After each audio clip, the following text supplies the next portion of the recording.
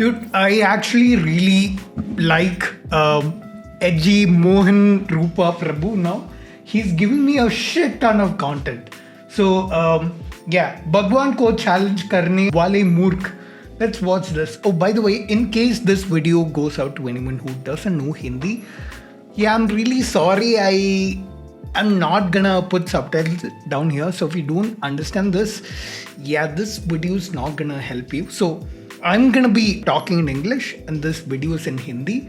So it's unfortunate that you have to know both languages to watch this. But hey, this is low effort content from my side because I think there's so much irrationality in the country that I need to do content like this to generate a huge amount of counter content which India needs desperately. But let's watch. था उसका दोस्त और एक वो गांव में था. गांव में जो था उसकी बड़ी श्रद्धा थी भगवान में. अमेरिका से आया था, वो नास्तिक था, एथिस्ट था. उसने वो नुक्स निकालने लगा कि भगवान के क्रिएशन में, God's creation, he was trying to find out so many faults. बोलेगा क्या बुद्धि है देखिए तुम्हारे भगवान में है.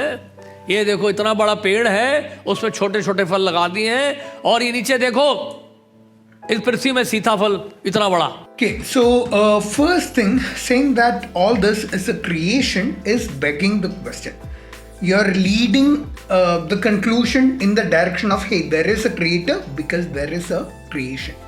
So let's find begging the question.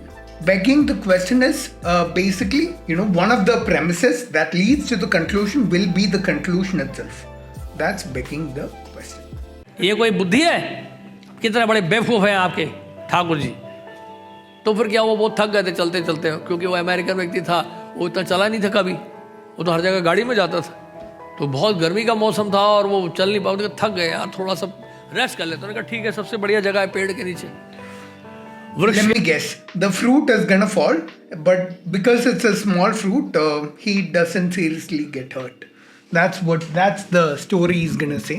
नीचे छाया है और इतनी गर्मी लगेगी नहीं, तो वहाँ पे दोनों के दोनों विश्राम करने लगे. अब क्या हुआ, उस समय आंधी आई और तेज हवा चली. तेज हवा चली तो एक फल जो है गिरा, किस व्यक्ति के नाक पर गिरा, उस अमेरिकन व्यक्ति के नाक में गिरा. तो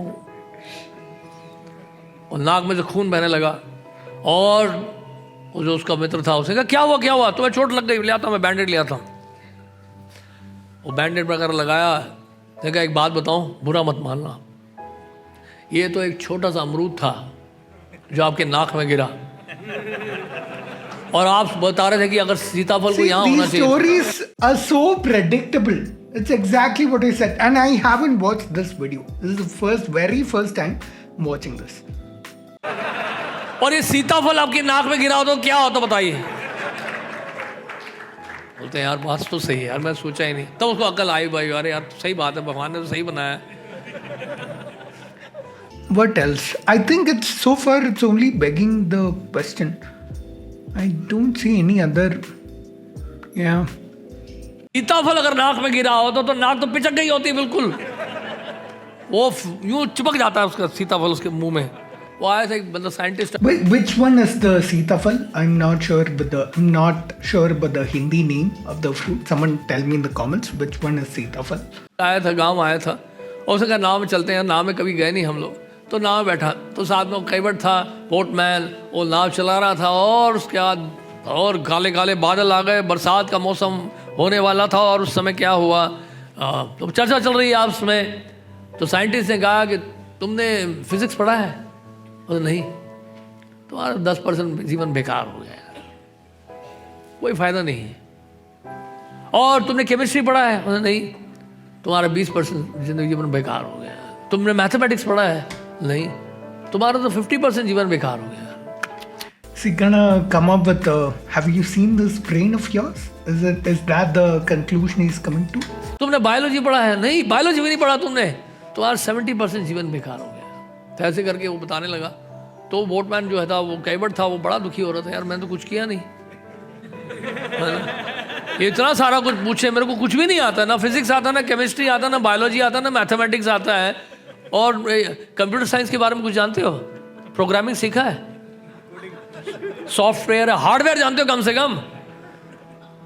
भाई कंप्यूटर क्या होता है भाई, हमने तो. Nobody talks like this. This is very condescending. I mean, to someone who's driving you across a lake, you wouldn't ask these questions. तो कभी देखा ही नहीं। एंड्रॉयड फोन है तुम्हारे पास, वो क्या होता है? हमारे गांव में तो टेलीफोन का कोई कनेक्शन ही नहीं है। अच्छा, वो बहुत तेज तूफान आई, आंधी आई, और उसके बाद Let me बरसात। guess. The scientist hasn't learned swimming and he's gonna drown. The other guy he knows swimming. So much for learning all that stuff, right? बरसात का मौसम होने लगा और बरसात हो गई, और बस और जो नदी का जो है पानी का लेवल जो है वो बढ़ने लगा, और कुछ ही समय पे वो पानी जो है वो नाव में घुस जाएगा, नाव हिलने लगा और तेज हवा भी चलने लगी। तो केवट ने कहा, देखिए मामला बड़ा ख़राब है, आप देखिए मौसम बहुत ख़राब हो गया है, तेज़ बारिश हो रही है और तेज़ हवा चल रही है, कभी किसी भी समय ये नाव पलट सकती है। देखो ऐसा, आपको तैरना आता है? See, I told you. बोले हमें तो भैया तैरना नहीं आता, देखो I don't know swimming, I never learn swimming. Okay, अच्छा, तो आपका तो पूरा जीवन बेकार हो गया। These are really nice stories and stuff, but it doesn't prove anything. But I don't see any other fallacy I can mark here. I think I wouldn't find any more logic over here. और केवट ने छलांग मारी नदी में, वो तैरता हुआ निकल गया, नदी पार कर गया, और ये भाई साहब जो है वहीं नाव में रह गए, वहीं डूब गए। डूब गए, which means he drowned. इसलिए प्रभुपाद ने क्या बोला, अपने शिष्यों को क्या बोला, ये जो है योगी आपको सिखा रहा है कि इसे 25 साल तपस्या करके जो है नदी पार करके चले जाता है, पैदल चले जाता है, और हम यहाँ पर जो है 1 रुपया देके 50 पैसे देके जो है गंगा जी पार करके आ गए नाव से। हम 5 मिनट में 25 साल उसने बर्बाद कर दिए। प्रभुपाद ने फिर बोला, ये तो केवल नदी पार करा रहा है ना, नदी तो पार कर रहा है। But how does any of this mean that you should believe in God? Let's see where he's coming to that logic. Let's see where he makes that association.